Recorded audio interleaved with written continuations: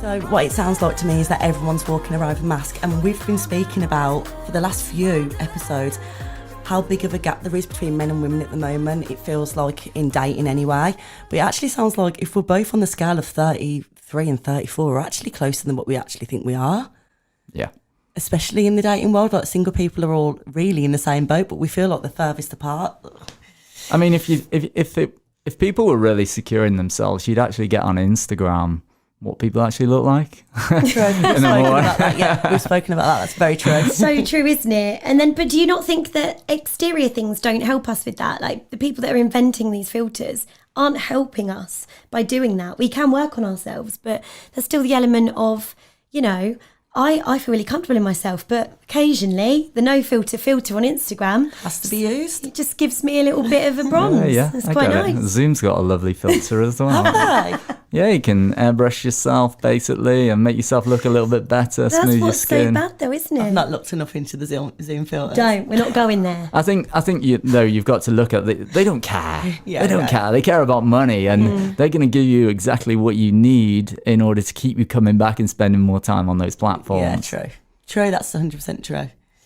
Now, I've read through some of your articles that you wrote through a few years ago, and I was really interested in, because it's something we had touched on in a previous episode, about ensuring that when we're dating as women, I think we can forget how men can feel. I think when you're around a lot of women, you forget that actually men feel all the same things. They just maybe behave with it in a different way. They might ghost us, but they're still probably feeling a very similar way. So I saw in your article you wrote about the fundamental psychology, human needs, but particularly for men and how they need to feel loved and needed. Can you talk to us a little bit about that? Yeah, so just to make a distinction, just in case anyone's heard of Tony Robbins before, if you've ever heard of him, he has a model around human needs, which is basically, to some extent, a bit of a rip-off of Abraham Maslow, who's a famous psychologist of some of his needs. Maslow came up with this triangle, and in this triangle, he had at the bottom your physical needs, which is food, water, breathing, sex. And then just above that, he had the needs for safety and security. So we all need to feel safe, roof over our heads. We need to feel secure in our environment.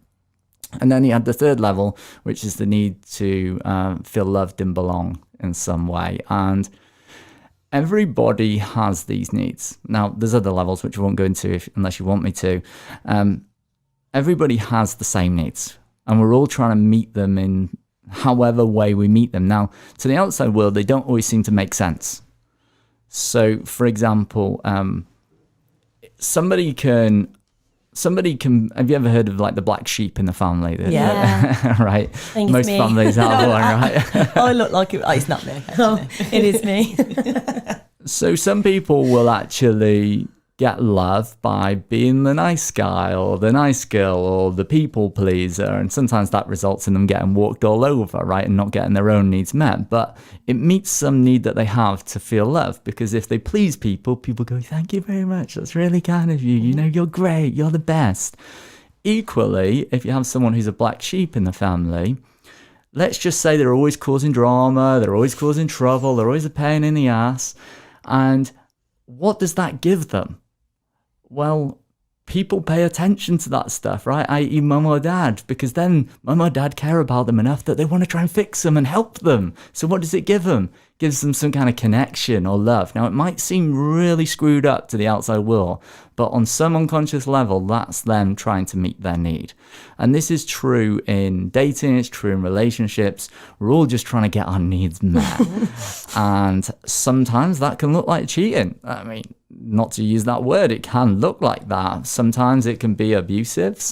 It's human beings, and I don't know why I'm allowed to swear, but they're fucked up. We do things in very fucked up ways.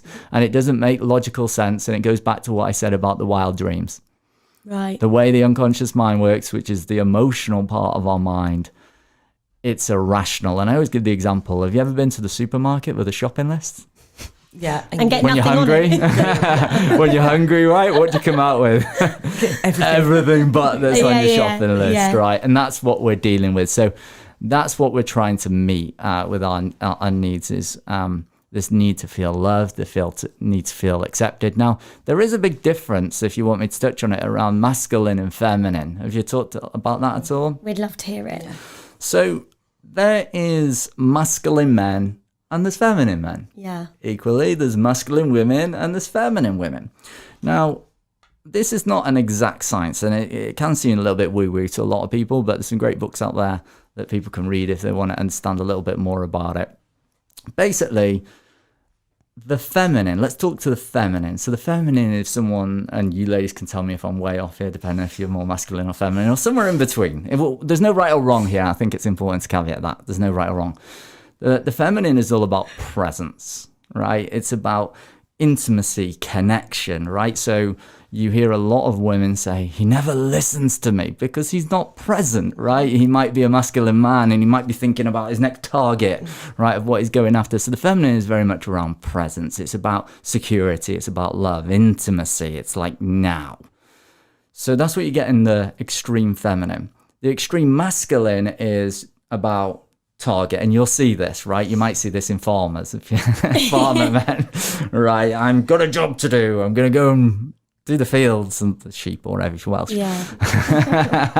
I'm going to hunt down the prey, right? That's the very masculine. But also you've got traits associated to these. So in the masculine, you've got very driven.